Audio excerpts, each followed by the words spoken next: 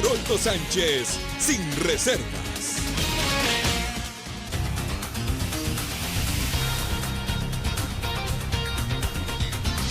Gracias por aceptar que una vez más estemos ahí en sus hogares. Me acompaña la fiscal general del Ministerio Público, la señora Telma Aldana, con quien vamos a platicar de diversos temas. Gracias por estar acá. Ya son 2 meses los que le hace falta a usted para entregar el cargo. ¿Pensó cuando lo recibió que iba a vivir todas estas experiencias que la llevan a estar hoy en el día acá conmigo? Buenas noches, Haroldo. Muchas gracias por la entrevista. Cuando tomé posesión como fiscal general de la República, yo sabía que era un reto importante en mi vida profesional, pero de verdad nunca dimensioné la magnitud del momento histórico que me iba a corresponder vivir, dado lo importante que es la lucha contra la corrupción y la impunidad en el país. Esta lucha que pues la ha tenido a usted y a don Iván Velázquez como la cara visible de esta actitud, no ha sido fácil. Creo que Guatemala ustedes han logrado removerla. Creo que han sido las 2 personas más importantes en esta lucha. ¿Qué ha significado esto para usted como persona? Una gran satisfacción y mucha tranquilidad, Haroldo, y agradecimiento en primer lugar a Dios y luego a los equipos que trabajan con nosotros. Son fiscales, son investigadores internacionales, es personal administrativo que no han escatimado esfuerzo y que han seguido nuestras instrucciones, que han trabajado con mucha objetividad, con mucha transparencia. Y esa es la fortaleza y la tranquilidad que tenemos en este momento de haber hecho un pequeño aporte al país, porque es importante que las y los guatemaltecos tengamos plena conciencia de lo que nos está sucediendo para que estemos en condiciones de decir hasta aquí y tratar de reconstruir nuestro país. En base a toda esta experiencia acumulada, los guatemaltecos han visto el tema de la corrupción como algo normal, y a partir del 2015, cuando empiezan estas manifestaciones públicas, ¿usted cree que sí de verdad hemos avanzado? A partir del año 2015 se marca un hito en la historia del país.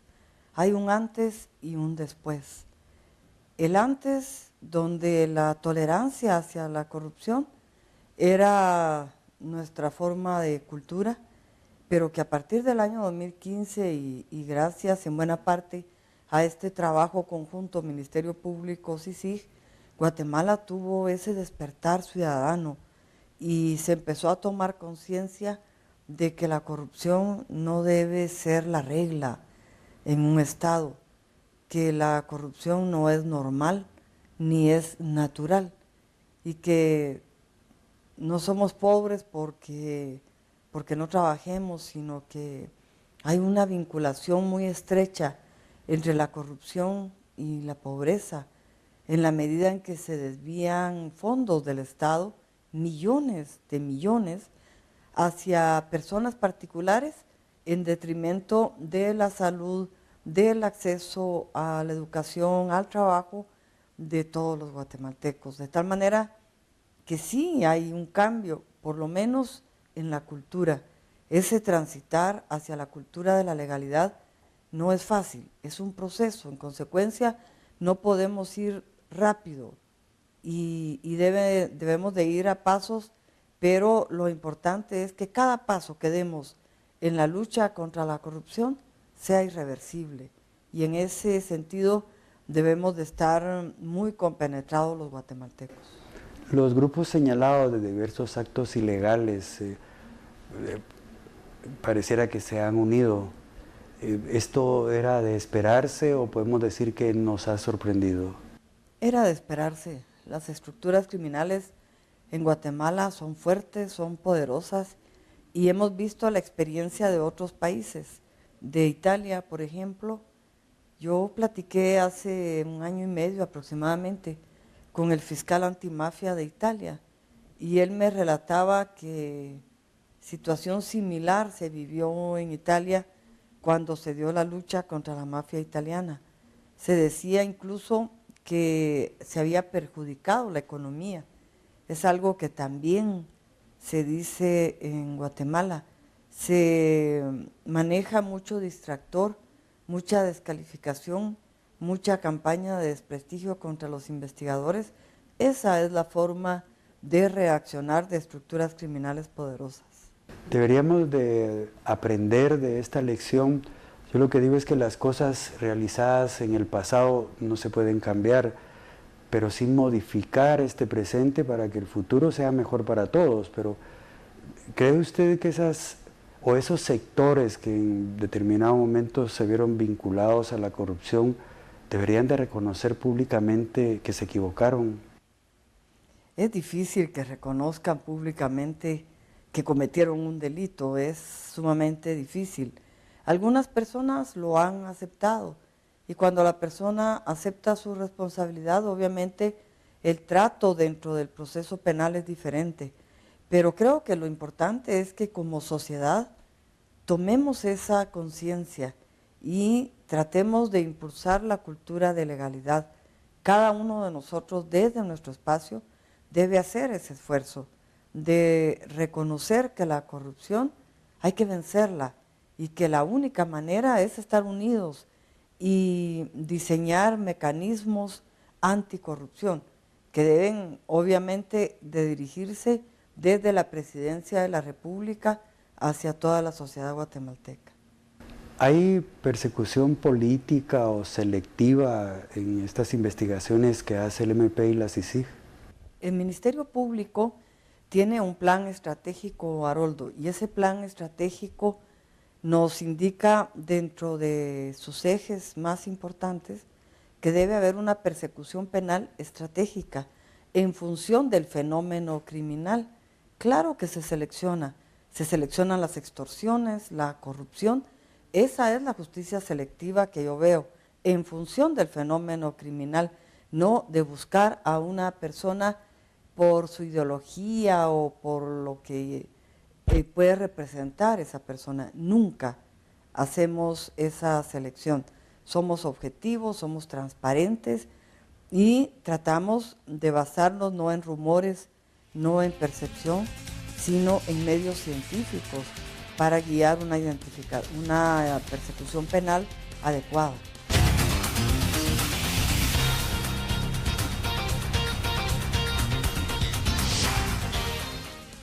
¿Cuánto tiempo dura ese proceso de investigación que usted habla para llegar al final a la captura de cualquier sindicado? En principio, debemos de saber que no hay plazo, que la ley no le fija ningún plazo al Ministerio Público en esa etapa de investigación. Y si la ley no estipula plazo, es porque una investigación es difícil. Se requiere recabar una serie de indicios, de medios científicos de prueba, y cuando hay una investigación preliminar, se acude ante el órgano jurisdiccional, se solicitan diversas diligencias, allanamientos, órdenes de captura, y entonces ya se lleva a la persona ante el órgano jurisdiccional y dependiendo de lo que vaya resolviendo el juez, ahí sí puede haber un plazo de 3 meses o de 6 meses para la investigación. ¿Es usted, señora fiscal, de izquierda o comunista? Yo he manifestado reiteradamente que soy de una derecha progresista. ¿Por qué? Creo en la propiedad privada, que es un postulado de la derecha, pero también creo en la igualdad social, que es un postulado de la izquierda. Y eso me permite entonces ubicarme como de derecha progresista. Creo que esa derecha progresista debe de trabajar para combatir la pobreza, no para enriquecerse, para respetar al ser humano con todos sus derechos, para darle un espacio a las personas en condiciones de vulnerabilidad como las mujeres, los pueblos indígenas, la niñez, los migrantes. Entonces me ubico ideológicamente como de una derecha progresista, pero en nada incide a la hora de una investigación o cuando se ejerce como juez, como fiscal. No incide el pensamiento de derecha ni de izquierda, porque es de derecho. Somos hombres y mujeres de derecho que respetamos la ley y que creemos que la ley fortalece el Estado de Derecho y la democracia de un país. ¿En qué momento usted, sobre todo en la noche, cuando ya pone su cabeza en la almohada, en qué momento usted siente frustración de lo que ve a su alrededor en el país? Siento frustración en algunas ocasiones cuando pienso que de repente no estamos avanzando lo suficiente como país. Cuando, por ejemplo, hace pocos días en un noticiero vi a una señora que daba declaraciones que estaba en uno de los hospitales del país y decía que su esposo había llegado enfermo del estómago al hospital, que entró al baño y no había papel y que se tardaron horas en atenderlo. Es frustrante cuando se ve la magnitud de la corrupción versus la falta de servicios básicos para la población, y esto es solo por poner un ejemplo. Y en respecto al tema de la aplicación de la justicia, ¿usted está satisfecha? Yo quisiera que fuera más rápido, y sé que muchos guatemaltecos y guatemaltecas quisiéramos que la investigación se hiciera en 2 meses y la sentencia estuviera en 2 meses y que todo fuera condena, pero no funciona así. El Estado de Derecho requiere para su madurez que las partes tengan toda la libertad de actuar dentro del proceso. Sabemos que los tribunales tienen una carga de trabajo impresionante, igual que el Ministerio Público, y entonces pienso que lo que deberíamos de hacer es fortalecer al organismo judicial con más jueces, con más capacitación, y lo mismo desde luego estamos tratando de hacer desde el Ministerio Público. Para la población, cuando determinado juez emite una resolución que no es lo que la sociedad espera, sobre todo en casos de alto impacto, ¿a la sociedad le afecta? A usted como fiscal del Ministerio Público, ¿cuáles son sus reacciones? En algunas ocasiones sí debo reconocer que me he sorprendido, pero inmediatamente reacciono y sé que tengo la posibilidad de impugnar esa resolución. Precisamente por eso está la primera instancia, la segunda instancia, dependiendo del caso, la posibilidad de una casación, de un amparo. Siempre hay posibilidad de discutir un fallo judicial, de tal manera que hasta que se agote ese debido proceso, podemos sentirnos satisfechos o no. Sí, yo le pregunto porque sí genera cierta desconfianza algunas resoluciones, pero creo que en la aplicación de la justicia estas cosas se pueden volver normales, digamos, ¿verdad? Que un juez tiene la libertad de emitir el juicio que considere en ese momento el indicado. Se lo digo porque para que usted le explique un poco a la población que esto así es. Claro, así funciona, porque los jueces interpretan. Es la labor hermenéutica que necesariamente deben de hacer los jueces al momento de resolver. Y un juez puede tener una interpretación, puede ser acertada o puede ser incorrecta, pero se puede discutir en la segunda instancia. En la segunda instancia, salas de la Corte de Apelaciones, integradas por 3 magistrados, que tienen la posibilidad de revisar lo que un juez ha hecho o un tribunal de sentencia, dependiendo del caso de que se trate. Y lo resuelto por la sala jurisdiccional también puede ser discutido, de tal manera que debemos de comprender cómo funcionan las instancias, las 2 instancias, la casación, la posibilidad siempre del amparo y agotar esas posibilidades legales para llegar a tener la certeza de que el asunto ha sido revisado debidamente por diferentes jueces. ¿Podría usted explicarnos por qué el caso concreto de la línea se ha estirado tanto en el tiempo? En ese caso concreto yo veo que por un lado se ha hecho uso de todas las acciones que la ley permite a la defensa, pero también veo que ha habido un exceso de uso de esas acciones y que maliciosamente se ha retrasado el proceso. Esto, usted usó esa palabra, es lo malicioso. ¿En qué momento uno puede determinar que hay este término en un juicio? Por ejemplo, si vemos que se han planteado más de 15 amparos en esta etapa del proceso, es evidente que hay un abuso del amparo por parte de la defensa y en algunas ocasiones también el propio tribunal o el propio juzgado ha retrasado, sin duda, sin proponérselo, pero ha sucedido que, por ejemplo, una apelación tardó 6 meses en elevarse de la primera a la segunda instancia en uno de los casos. Siempre entonces se conjugan desafortunadamente acciones de la defensa con algunas deficiencias de los tribunales y esto ocasiona daño al proceso.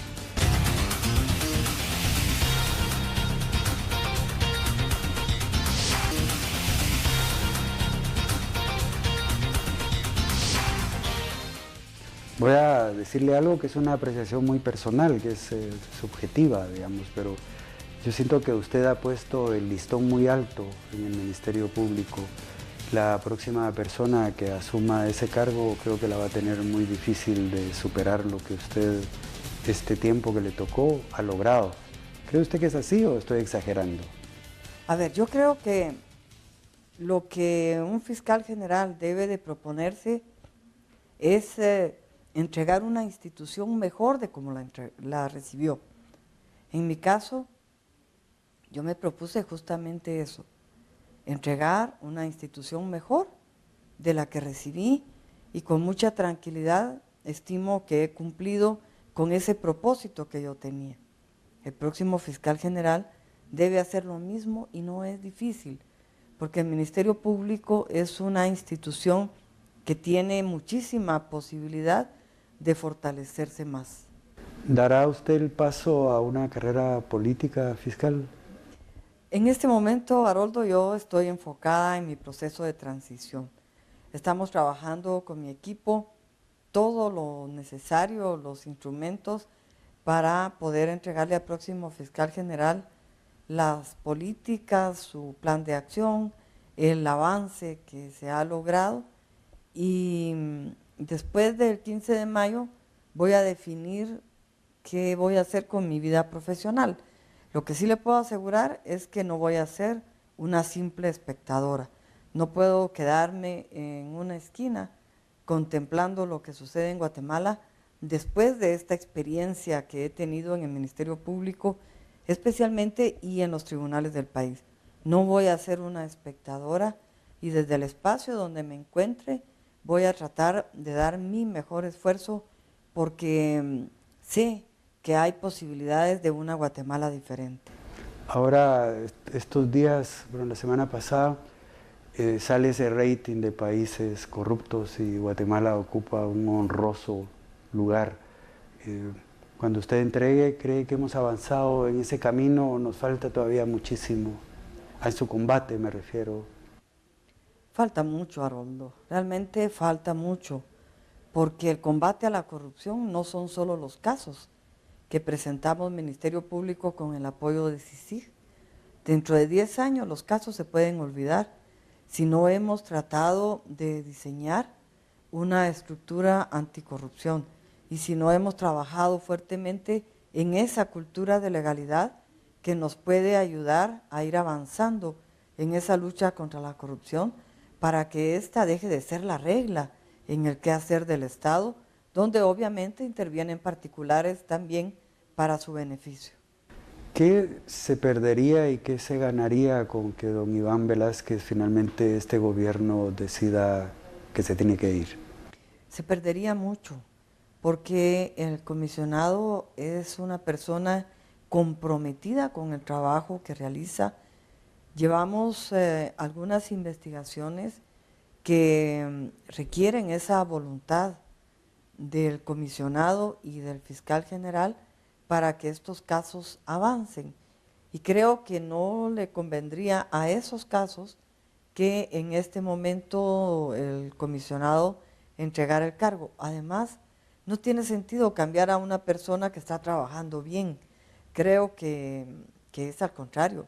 En lugar de agradecerle y de pedirle que siga con ese trabajo, le hacen manifestaciones vía diplomática que no está haciendo bien el trabajo, y eso no es cierto.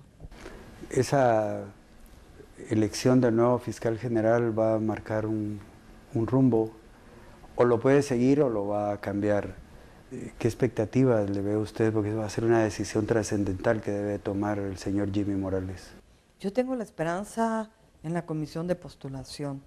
Creo que la comisión de postulación va a elegir a 6 personas que no solo cumplen los requisitos legales, sino también que cumplen los requisitos morales que se requieren para desempeñar este puesto.